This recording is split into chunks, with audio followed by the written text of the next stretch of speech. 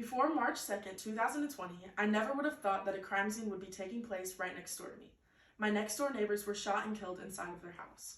This was an event that you watch on TV and think, wow, that is awful. I cannot imagine what they may be going through.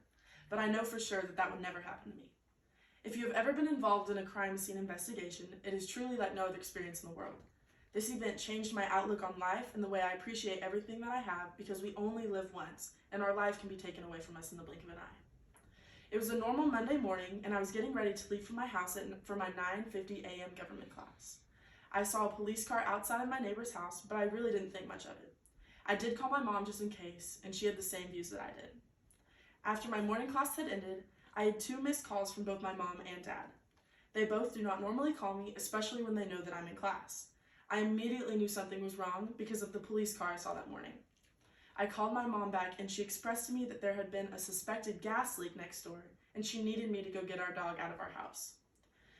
As I was walking out of the building, my mom called me back and says, "Joe and Bev are gone, Em. They're gone." I had no idea what gone meant. I was in utter shock and my first thought was, well, where did they go? She went on to tell me that they had been shot in the middle of the night and that they were dead. The police were called because of the smell of gas that was pouring out of the house that morning. The person that did this intended to blow up the house to cover his tracks. He cut the gas line from the stove and lit candles. The worst part is that I was home when the house was set to explode.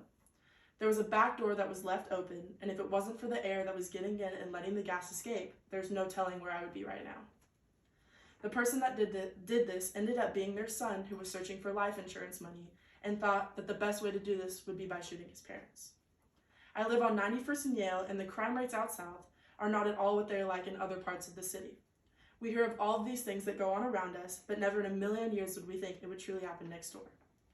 Today I have shared one of the most influential and surreal times in my life.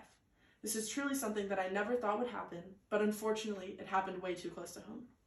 My takeaway from this experience is to live your life to the fullest. You only get one life, and it is extremely important to cherish that special light inside of your heart. Thank you.